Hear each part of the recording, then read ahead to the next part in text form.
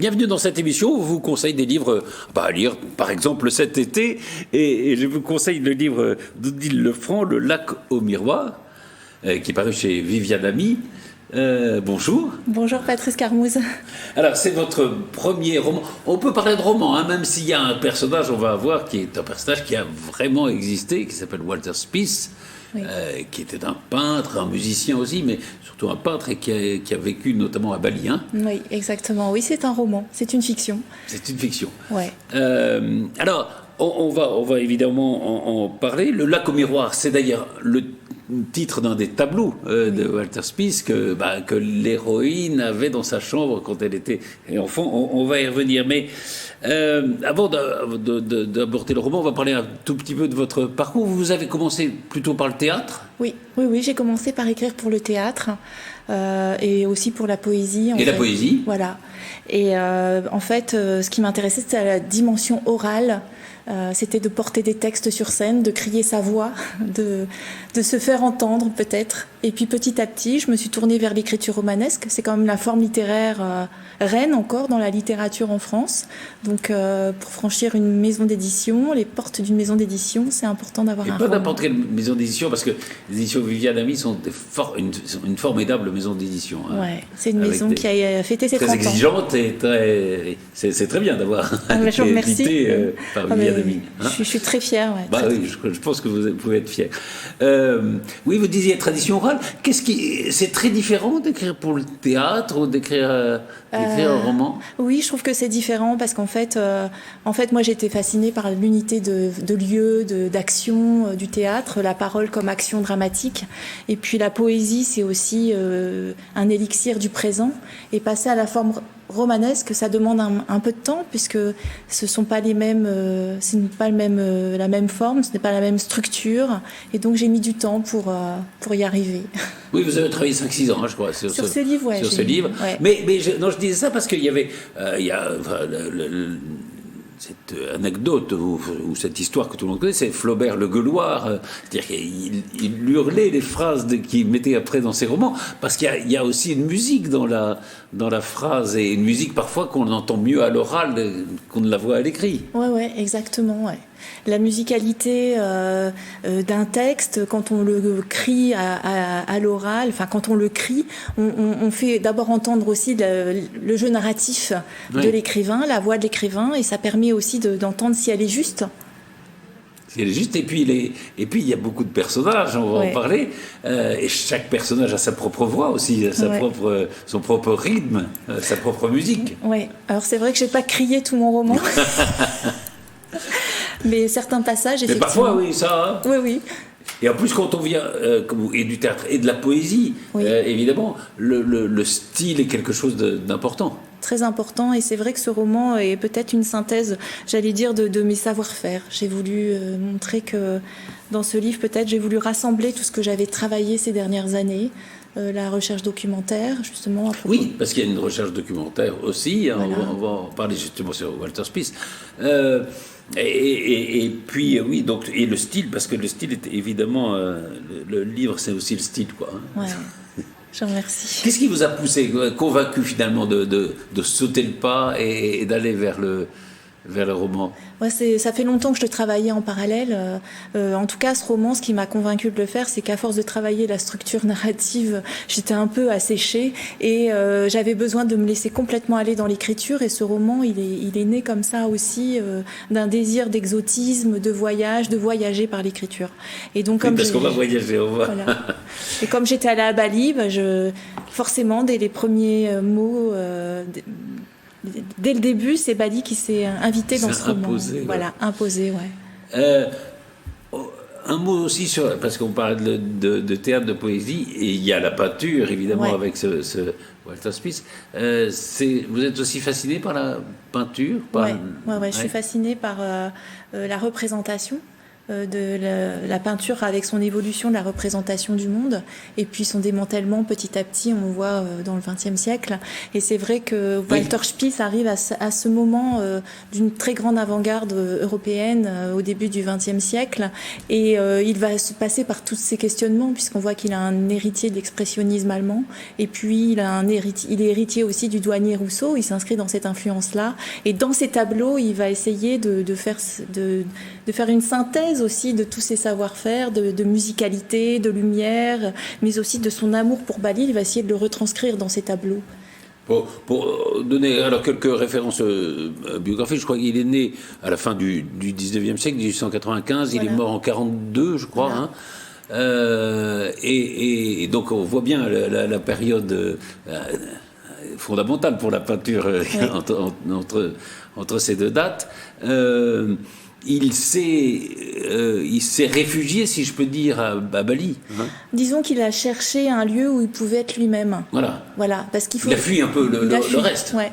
Mais c'est un personnage intéressant et puis à la rigueur très contemporain aujourd'hui parce que Walter Spies, il est né dans la Russie impériale. Voilà, il est né en Russie. Voilà. Et comme il était allemand, il a été pendant la guerre 14 fait prisonnier, donc il a été exilé dans l'est de l'Oural.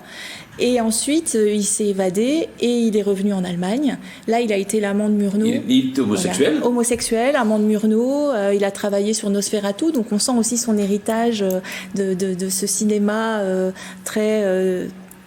où les obscurités sont très prononcées. Et puis, il a voulu chercher un peu sa propre voie et il est parti sur un bateau. Il a pris la nationalité russe et sur un bateau néerlandais, il s'est fait passer pour un russe pendant toute la traversée. Et il est arrivé aux Indes néerlandaises à l'époque, qui est l'ancienne Indonésie. Et là-bas, il a été pianiste dans un cinéma chinois. Oui, parce qu'il est musicien aussi. Exactement, très bon musicien. Il a été l'élève de Scriabine. Oui. Et là-bas, ça a été le premier Européen à travailler pour le sultan Yogyakarta. Donc c'est quelqu'un qui franchissait aussi un peu tous les tabous, c'est-à-dire que jamais un colon n'aurait été employé par un autochtone et lui en fait il osait tout, il osait tout, il aimait Bali, il aimait la musique, donc il a beaucoup retranscrit les peintures, les musiques de gamelan, la danse aussi.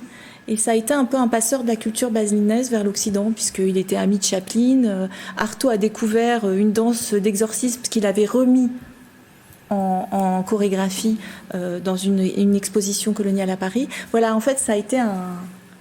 Et vous l'avez découvert comment, en allant à Bali Je l'ai découvert d'abord en allant à Bali, parce qu'il a exposé, il y a quelques toiles d'exposés à Ubud, où il a beaucoup vécu.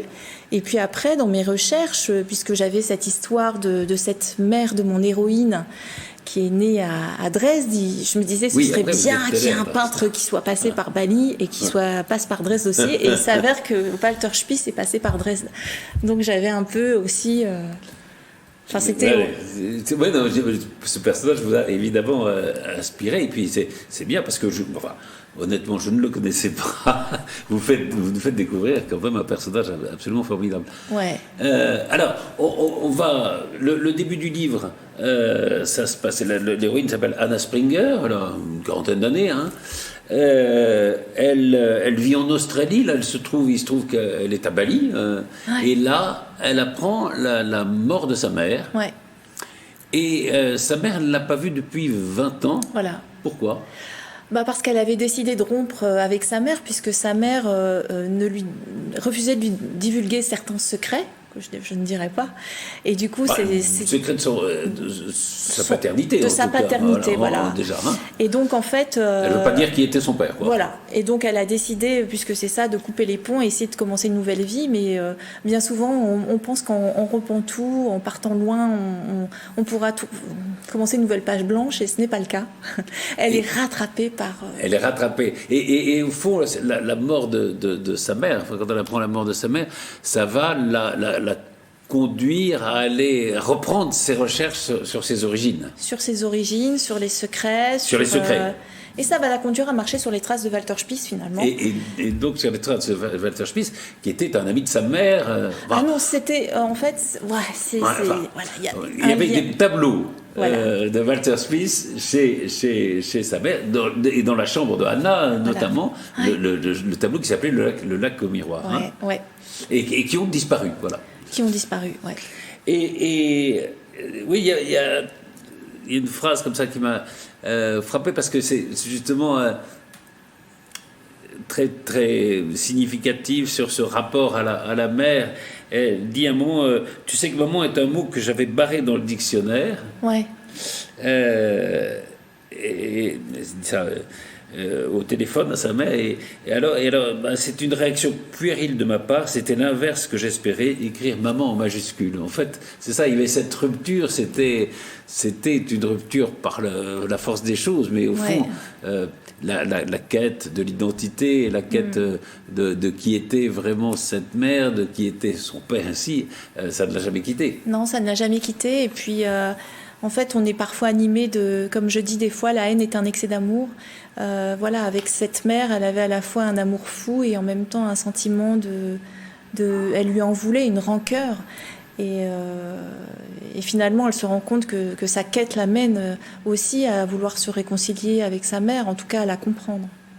Vous dites aussi, en parlant de la mère, elle avait brûlé sa vie comme si elle était en proie au perpétuel dilemme de rester ou de fuir. Hein. Ouais. C'est ça. C'était un personnage, oui, complet. Et au fond, que Anna a peut-être un peu du mal à connaître et à comprendre. Ouais. Hein. Quelqu'un qui ne se laisse pas, qui est énigmatique, qui ne se laisse pas attraper ou connaître complètement, qui a toujours besoin d'avoir une sortie de secours pour pouvoir subsister, en fait. Absolument. Ouais.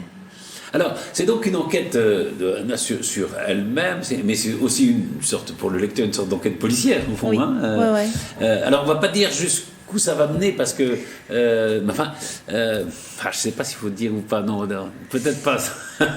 Les tableaux, pourquoi ils ont disparu, non. Oui, peut-être qu'on ne va pas le dire. Hein, il vaut mieux pas le dire, parce que, ça, là, comment on dit, divulgacher. Hein, voilà, comme disent les Québécois, oui. Alors, le roman nous fait évidemment voyager, puisque Bali qui est très important. D'où vient alors cet amour pour Bali Je pense que Bali, quand on y va, on sait que c'est une île qui vous transforme de toute façon. Il se passe quelque chose là-bas, tellement il y a une présence d'un monde invisible, je dirais. C'est une ville. C'est pas juste un lieu de villégiature, de vacances, quoi. Non, il y a 10 000 temples à Bali. Enfin, vous imaginez, ils sont liés vraiment. 10 000 temples, il y a plus de 10 000 temples, des tout petits, des grands. Il y a vraiment un lien avec l'invisible. C'est-à-dire que on a l'impression que c'est une île bénie des dieux quand même. Il y a quelque chose d'un paradis. Alors bien sûr, maintenant il y a du tourisme de masse, mais il y a autre chose. Il y a autre chose. Pourquoi on part à Bali ? Je pense qu'on part à Bali parce qu'on a une recherche un peu d'exotisme. C'est une île très douce aussi. Hein. Le climat est vraiment agréable.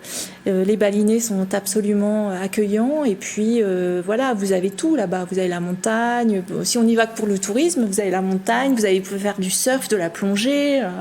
Il y a des volcans, il y a des paysages incroyables. Et il y a les tableaux de Walter Spies, et il y a une vie culturelle aussi. Enfin, moi, c'est vrai que c'est la culture balinaise. C'est quand même, ils ont un art de la marionnette impressionnant. Et puis les danses balinaises aussi elles ont inspiré en tout cas toute une tradition théâtrale en France. Et la question des origines, elle est essentielle pour vous. Je vous demande pas personnellement. Je pense que c'est une question. Mais je veux dire, dans ce que peut être une femme, un homme. Je pense qu'elle est essentielle. En tout cas, ce qui est important, c'est la question des origines. Elle pose la question bien sûr, de savoir d'où l'on vient, du chaînon manquant. Là, c'est par exemple la notion de paternité. Mais c'est peut-être aussi peut-être mieux. La question des origines, pour moi, elle vient interroger aussi la question de l'héritage qu'on reçoit dans son éducation, dans la compréhension aussi de sa généalogie. Je pense que c'est une question aussi très contemporaine. Aujourd'hui, on est dans une capacité à pouvoir se renseigner sur d'où l'on vient avec les tests ADN, etc. Bon, on le voit même avec les enfants qui ont été adoptés ou qui sont nés même sous X, de FIV, enfin de choses comme ça. On va ouvrir justement la possibilité de connaître ses origines sans doute parce que c'est essentiel. C'est essentiel, et puis en même temps, je pense que dans mon roman, en tout cas, ce que j'ai voulu montrer, c'est qu'on a quand même beaucoup de personnages solitaires qui se cherchent une famille, et que cette famille, en tout cas, il y a un possible de pouvoir se choisir les siens, indépendamment de réponses qu'on recherche sur ses origines. Et c'est ça aussi que je voulais montrer dans mon livre. Oui, il faut dire, c'est ça. Il y a beaucoup de personnages. Il y a notamment un personnage que l'héroïne rencontre à Bali qui est absolument fabuleux. Enfin, c'est vrai qu'il y a, voilà, il y a pas que le peintre, la mère disparue. L'héroïne est beaucoup. Il y a beaucoup de romanesque évidemment dans ce livre. Est-ce qu'il y a des secrets? Il y a des secrets de famille évidemment. Mais est-ce qu'il y a des secrets indicibles? Est-ce qu'il y a des secrets qu'il ne faut pas dire, qu'il ne faut pas découvrir? Ah, ça c'est une vraie question. Simplement, je pense qu'il y a des secrets qui se transmettent inconsciemment, puisque quand on ne veut pas dire quelque chose, on a un comportement, ou en tout cas on a une façon de nier quelque chose qui a existé, et que, en tout cas, les enfants peuvent ressentir. Et à un moment donné, il y aura, si c'est pas dans la génération suivante, c'est la génération d'après, il y aura le désir de connaître. Et c'est très important d'ailleurs dans votre livre. Enfin, c'est plutôt les générations d'après qui. Enfin, encore une fois, je ne veux pas divulgacher, mais c'est important. Il y a ceux qui ont fait, et puis il y a les enfants et les petits-enfants. Voilà. Et peut-être que ça saute une génération. Vous pouvez être dit des secrets, je ne sais pas. Parfois, ça saute une génération. Parfois aussi, on comprend qu'il y a un besoin de retour vers le passé. Quand on parle de quête des origines, mais on fait aussi avec notre histoire. Aujourd'hui, on est dans des questions de déconstruction de notre héritage universaliste. Donc, je pense que c'est intéressant aussi de comprendre pourquoi on a besoin de déconstruire, pourquoi on a besoin de regarder autrement la manière dont aujourd'hui on raconte l'histoire, et aussi pourquoi est-ce qu'il peut y avoir une réconciliation aussi avec l'héritage que l'on a, parce qu'on ne peut pas jeter l'eau et le bébé et l'eau du bain. Enfin voilà, c'est voilà. Je disais qu'il y avait beaucoup de personnages dans ce roman. Souvent on dit l'auteur, c'est le personnage principal, donc ça serait plutôt Anna. En réalité non, parce qu'un auteur il est dans tous les personnages. Et est-ce qu'il y a dans les personnages que vous décrivez, est-ce qu'il y en a un finalement dont vous vous sentez plus proche? Alors je me sens proche d'un des personnages, mais je pense que je lui ressemble pas tellement. Mais c'est vrai que je me sens proche de Jyoti, parce qu'en fait... Jyoti, c'est cette femme que l'héroïne rencontre à Bali, qui est absolument formidable. En fait, j'ai inventé des personnages que j'aurais rêvé de rencontrer. Jyoti, je pense que j'aurais rêvé de la rencontrer à certains moments. Et effectivement, après, je me sens proche peut-être de tous les personnages. Je peux dire que j'éprouve la rancœur. La rancœur de l'héroïne, je peux la ressentir. Je peux ressentir la rancœur de Paloma, comme je peux ressentir l'indifférence de Fabrizio. Enfin, voilà, on est fait d'ombre et de lumière. Absolument. Et je crois, en effet, alors, même si... pour reprendre Faulkner, disait Madame Bovary, c'est moi, mais enfin, mon auteur est dans tous les personnages, je pense qu'il écrit. Enfin... Ouais. Il est dans tout, mais en fait, là, c'est vraiment une fiction. Et là, puis, c'est vrai qu'à travers le personnage d'Anna, il y a ce questionnement aussi du sujet narratif. Et c'est pour ça que je pense que c'est un travail, en tout cas, que j'essaye d'approfondir, de cette émergence, comme parlait de Roland Barthes, du sujet, du jeu de l'écrivain. Et ça, je pense que c'est le gueuloir aide à ça aussi, à faire émerger ce jeu de l'écrivain. Il y a vous interrogez sur 2 phrases du roman. Ce qui va créer la vie, c'est le désir. Ouais. Ça, vous y croyez? Ouais, j'y crois. Ouais, j'y crois. Alors, ça, c'est une phrase qu'on m'a dite à Bali. Alors ça, j'étais dans un. Oui, d'ailleurs, vous dites, c'est un vieux monsieur. Cette scène-là, ouais. Alors là, c'était pas un vieux monsieur qui m'a dit cette phrase, mais c'était un Balinais d'ailleurs, et il pleuvait, c'était la nuit. Et c'est vrai qu'à Bali, dès que vous êtes dans un temple et que la nuit tombe tôt dans les tropiques. Eh bien, il y a la jungle, il y a la pluie. Enfin, vous êtes un peu dans une atmosphère un peu irréelle, quoi. Et quand on entend cette phrase au milieu de la pluie... Oui, c'est étonnant. Voilà, c'est étonnant, ouais. Et une autre phrase, tout finira un jour, le ciel dans sa perpétuité, la terre dans sa durée, mais jamais ne s'épuisera cette douleur sans fin. Ouais. Je pense qu'il y a des blessures inguérissables. Il y a des blessures inguérissables, oui. Ouais. Tout finit, mais oui, la douleur, elle reste. La douleur, elle reste, ouais. Je pense qu'il y a des blessures, d'ailleurs, qui restent inguérissables parce que elles sont constituantes d'une personnalité, elles sont constituantes d'un parcours de vie. Absolument. Ouais. Et, oui, elle reste, quoi qu'il arrive. Ouais, Hein. ouais, Elle survive. ouais. Alors, écoutez, merci. Alors, voilà, si vous aimez le voyage, parce que vous allez voyager à Bali, si vous aimez, vous allez découvrir, donc peut-être ce peintre, moi, vous le connaissez, Walter Spies, si vous aimez la peinture, si vous aimez aussi l'enquête, enfin, l'histoire, parce qu'on va à Dresde aussi, on va en France, enfin, il y a Bali évidemment dans le centre, eh bien, vous lisez le Lac au miroir d'Odile Lefranc, aux éditions Viviane Ami. Merci beaucoup. Merci beaucoup, merci de m'avoir invité. Merci. Et là, vous êtes sur autre chose? J'essaye de travailler, oui, sur un roman, voilà. C'est facile? Non, c'est pas facile. Oui, parce que là, vous avez mis beaucoup, comme vous disiez. J'ai mis beaucoup, ouais, beaucoup. Après, il faut décharger un peu. Il faut décharger, ouais. Et puis, il y a la promotion aussi. Et puis, il y a la promo. Et justement... Ah oui. Vous allez... Alors, c'est au mois d'octobre. Hein, voilà. C'est pas tout de suite. Voilà. Mais c'est très bien de le dire. C'est dans une librairie qui vient de rouvrir à Plaisir. Voilà. Qui s'appelle Plaisir de lire.